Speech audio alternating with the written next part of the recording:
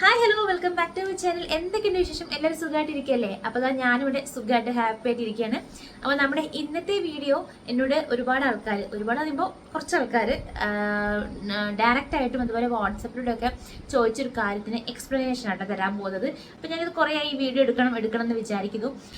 ഇപ്പോഴത്തെ ഒരു അവസ്ഥ കണ്ടീഷൻ അനുസരിച്ച് എനിക്ക് ദിവസം വീഡിയോസ് ഒന്നും എടുക്കാൻ പറ്റുന്നില്ല. നന്ദൂട്ടി ഉറങ്ങുന്ന സമയം എപ്പോഴാണോ അല്ലെങ്കിൽ ഞാൻ എപ്പോഴാണോ ഒന്ന് ഫ്രീ ആവുന്നത് ആ സമയത്ത് എനിക്ക് എടുക്കാൻ പറ്റുന്നുള്ളൂ കേട്ടോ. അപ്പം വീട്ടിൽ ആരും ഇല്ലാത്തതിനെ കൊണ്ട് തന്നെ കുറച്ചൊരു ബുദ്ധിമുട്ടാണ് നമുക്ക് വീഡിയോസൊക്കെ എടുക്കാൻ വേണ്ടിയിട്ട്. അപ്പം ഫുൾ ടൈം ഇവളെ കൂടെ ഞാൻ തന്നെയാണ് ഉണ്ടാവാറുള്ളത്. അപ്പം അതൊക്കെ കൊണ്ടാണ് വീഡിയോസ് എടുക്കാത്ത കേട്ടോ. അപ്പം നമ്മൾ വിഷയത്തിന് തെറ്റി മാറുന്നു. അപ്പം ഇന്നത്തെ വീഡിയോ എന്താണെന്ന് തംബ്നെയിൽ കണ്ടപ്പോൾ മനസ്സിലായിണ്ടാവും അല്ലേ? അപ്പം ഇതേപോലെ കുറേ ആൾക്കാർ എന്നോട് ഡയറക്റ്റ് ആയിട്ടും വാട്സാപ്പിലൂടെ ഒക്കെ ചോദിച്ചൊരു കാര്യം കേട്ടോ, എൻ്റെ delivery charge, I mean delivery expense എത്രയാണെന്ന്. അപ്പോൾ അത് ഞാൻ എന്തായിട്ടും പറയണമെന്ന് വിചാരിച്ചു. കുറേ ആയി ഞാനിത് പറയണമെന്ന് വിചാരിക്കുന്നു. എൻ്റെ ഡെലിവറി എക്സ്പെൻസ് പറയുന്നതിന് മുമ്പേ കുറച്ച് കാര്യങ്ങൾ പറയാം കേട്ടോ. ഞാനിവിടെ നമ്മളെ കോഴിക്കോട് നാഷണൽ ഹോസ്പിറ്റലാട്ടോ കാണിച്ചിട്ടുണ്ടായിരുന്നത് എൻ്റെ second delivery. First delivery Kozhikode medical കോളേജിലായിരുന്നു കേട്ടോ.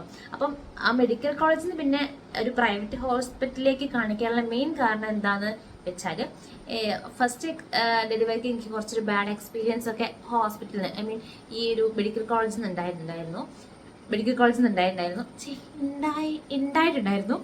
അന്നപ്പോൾ ഞാൻ വിചാരിച്ചു ഇനിയിപ്പോൾ ഒരു രണ്ടാമതൊരു ഡെലിവറി പ്രഗ്നൻ്റ് ആവുകയാണെങ്കിൽ എന്തായാലും ഞാൻ അങ്ങോട്ടേക്ക് പോകില്ല, ഒരു പ്രൈവറ്റ് ഹോസ്പിറ്റലിലേക്ക് പോവുള്ളൂ. അവിടുന്ന് അന്ന് ഞാൻ വിചാരിച്ചൊരു കാര്യം കേട്ടോ.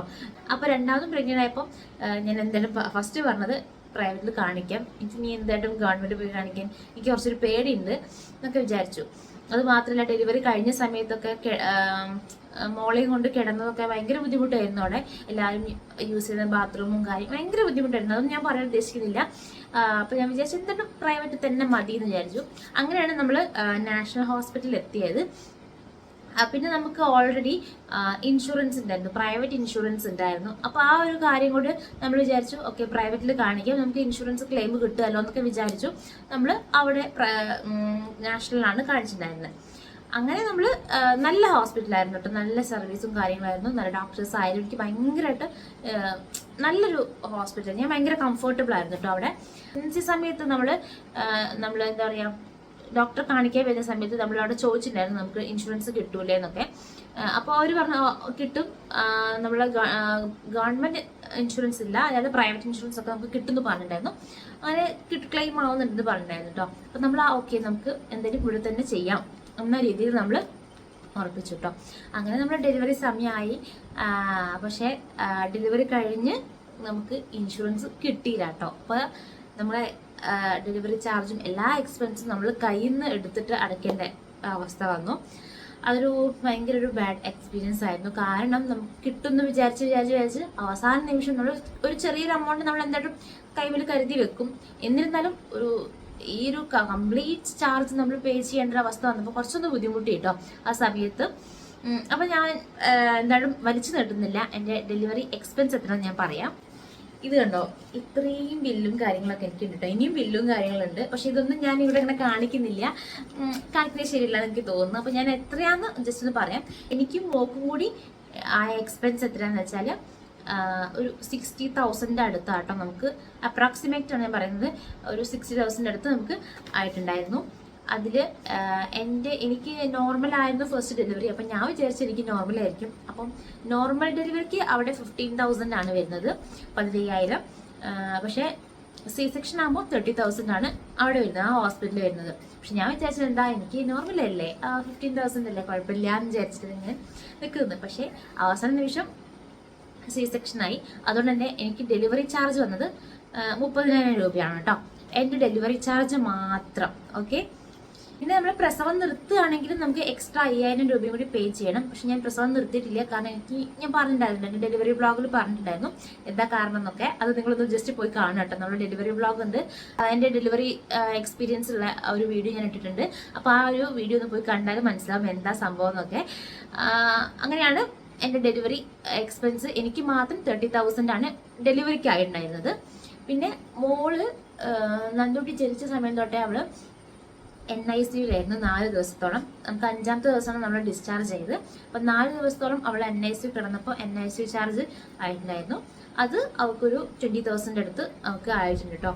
അപ്പം അതാണ് 4 ദിവസത്തെ NICU ചാർജ് മാത്രമാണ് ഒരു 20,000 രൂപ നമുക്ക് ആയിട്ടുണ്ടായിരുന്നു. അതിൻ്റെ അടുത്ത് കേട്ടോ, അപ്രോക്സിമേറ്റ് ഞാൻ പറയുന്നത്. ഓക്കെ, അതാണ് എൻ്റെ ഡെലിവറി പ്രസവവും നന്ദുവിൻ്റെയും ആയിട്ടുള്ള ചാർജുകൾ. അത് കൂടാതെ നമുക്ക് എന്താ പറയുക, നഴ്സിംഗ് ചാർജ്, റൂം റെൻറ്റ്, പിന്നെ ഫാർമസി ചാർജ്, അങ്ങനെ കുറച്ചും കൂടി ചാർജുകൾ കൂടുതലുണ്ടാവും. അതെല്ലാം കൂടി ആയിട്ടാണ് ഞാൻ പറഞ്ഞത് 60,000 അടുത്ത് എനിക്ക് ആയത് കേട്ടോ. അത് വലിയൊരു എമൗണ്ട് ആണ് എന്നെ സംബന്ധിച്ചിടത്തോളം. നേരെ മറിച്ച് വേറെ വേറെ പ്രൈവറ്റ് ഹോസ്പിറ്റലൊക്കെ ഇതിലും കൂടുതലാവും കേട്ടോ. എന്നാലും എനിക്ക് ആ ഒരു അത്യാവശ്യം വലിയൊരു എമൗണ്ട് ആയിട്ട് എനിക്ക് തോന്നുന്നു. 60,000 ആയിട്ടുണ്ട്.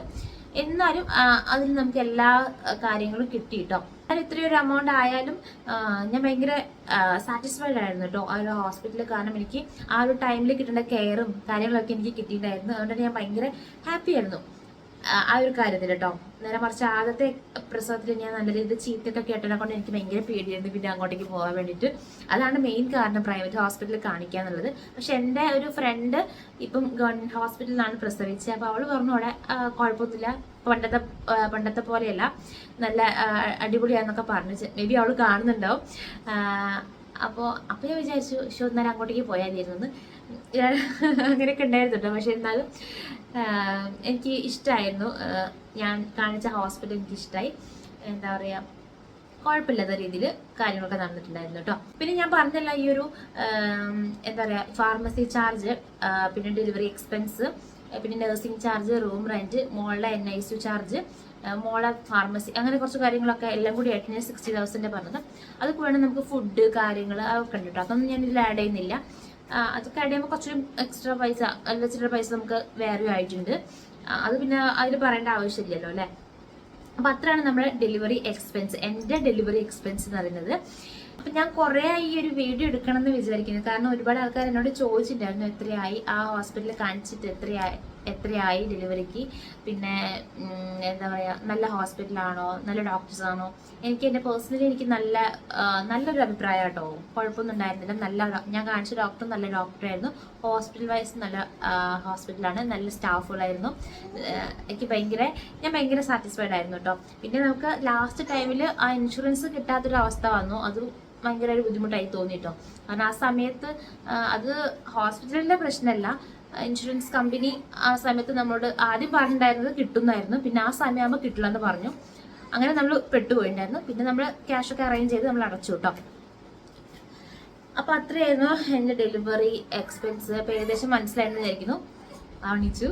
ഇന്നത്തെ വീഡിയോ ഇത്രയേ ഉള്ളൂ കേട്ടോ. വീഡിയോ ഇഷ്ടപ്പെട്ടിട്ടുണ്ടെങ്കിൽ നമ്മുടെ ചാനൽ സബ്സ്ക്രൈബ് ചെയ്യുക, ലൈക്ക് ചെയ്യുക, ഷെയർ ചെയ്യുക. കുറേ ആൾക്കാർ കാണുന്നുണ്ട് പക്ഷെ ആരും ലൈക്ക് ചെയ്യുന്നില്ല.